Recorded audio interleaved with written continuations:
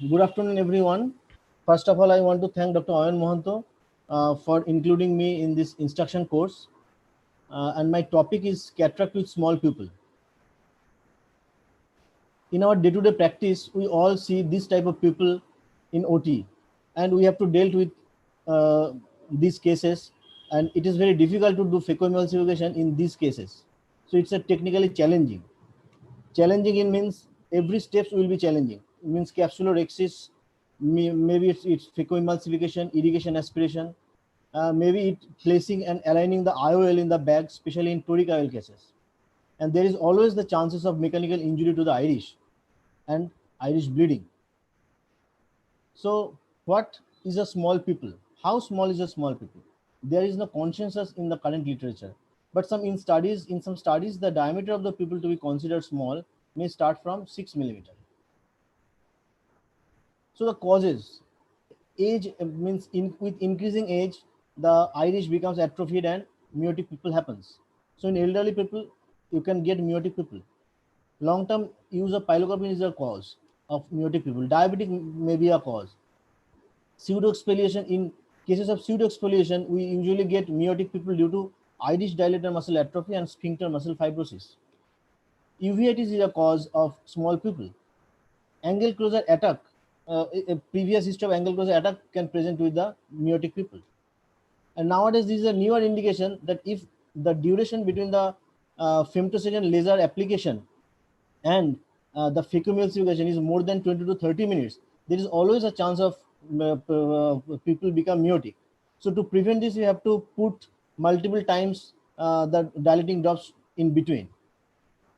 And in this type of cases, it is very difficult to dilate these people without a ring. It is very difficult to complete these cases. There is another is IFIS, means floppy iris syndrome, intraoperative floppy iris syndrome, which is also a variant of small pupil syndrome.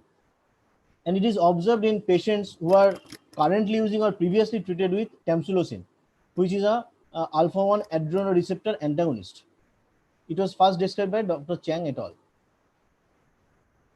Here I want to show a video. You could see that the iris is coming out from the main port. Now it is coming out through the side port, and again it is coming out from the main port.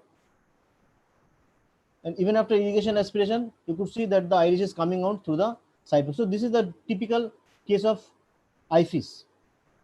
So this is basically challenges which we have to deal with. So whenever we are getting a small pupil, first what we will do after making a side port, we will go for intracameral non-prism lignocaine, because we are all doing phacoemulsification in topical mode. So obviously we use lignocaine. So sometimes lignocaine may help to dilate the pupil to some extent, and then we use intracameral adrenaline sometimes to dilate the pupil. Nowadays, a combination of tropicamide, phenylephrine, and lidocaine is available commercially, which is used by some surgeons for rapid mydriasis and sustained intraocular anesthesia. So you may try also this. Like in this video, you could see that I'm using adrenaline and lignocaine combination, and you could see the pupil dilating, and it is dilating very good. It's a good side of pupil.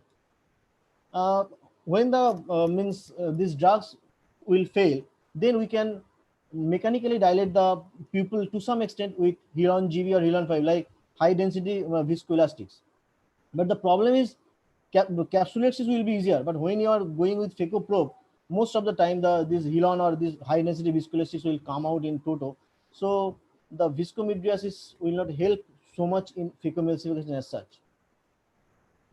When your when your adrenaline fails, when your visco fails, then you may stage the pupil, and it will create to some extent mid dilated pupil. And nowadays, when you are using this BX ring in some non-dilated or small people, it is a prerequisite that you always try to stretch people to some extent before applying this BX ring. A 23 gauge forceps is used to put the ring in place. Now, in some cases where there is synechiae, only synechial lysis and along with viscoelastics may sometimes create a good amount of dilatation, and you can do your surgery as such. You could see now we can get a good size of pupil. Now coming this video, it will shows the application of iris hook in a small or myotic pupil. 4 extra paracentesis opening should be made, and the paracentesis opening, the width should be narrow than usual or typical paracentesis, and the direction of the side port blade should be towards the center of the pupil. And you can see that these 4 hooks can create a good amount of dilatation, so that you can do your phacoemulsification or catheter surgery very easy. But the problem with this is the AC anterior chamber becomes sometimes shallow. But with proper viscoelastics, copious viscosity, you can overcome this problem. And the removal is also very easy. You just release the stop, and then you can just take it out. And the most important thing is the cost of this device is very less. It's around 450 rupees. So anyone can use this.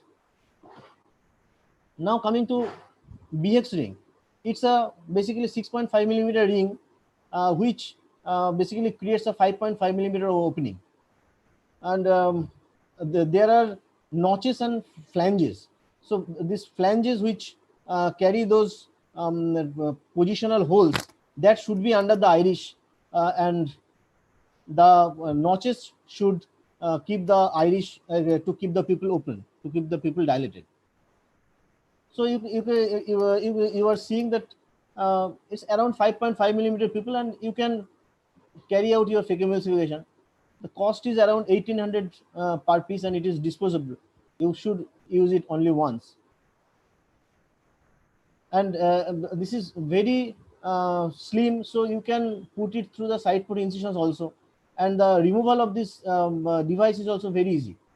Just disengage the 4 points from the pupil and just take it out with your Kuglen hook, or you can take it out with your McPherson forceps.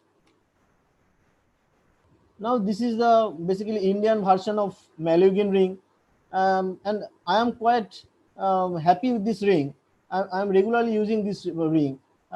It basically it creates around around 5.5 to 6 millimeter of pupil, but it creates a rectangular pupil, and it came with a cartridge and injector.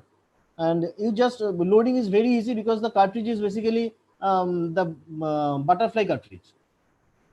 So just use it, and you can create, and you can see that the size of the pupil is quite good. And you can, and removal is also very easy. Just disengage the 4 points from the pupil, and put some viscoelastics and hold it with the McPherson forceps at any point, and just take it out through the main port. The cost is less. It cost is around 1200 rupees, less than the BX ring.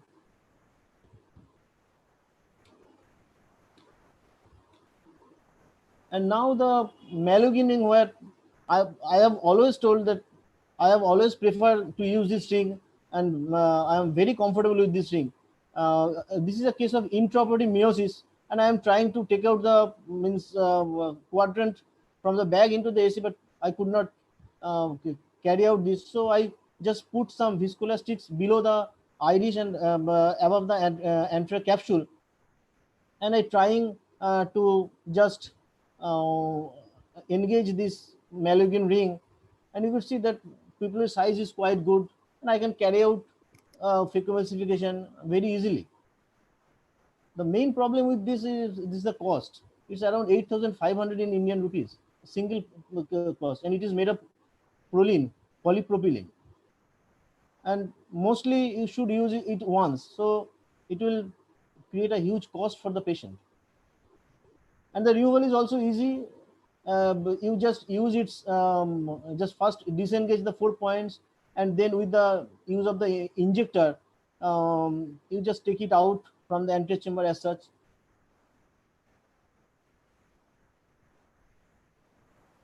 and the size of the pupil, there is hardly any injury to the pupillary margin.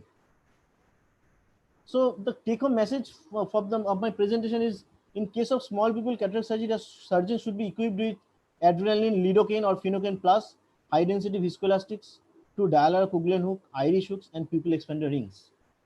Thank you for your kind attention.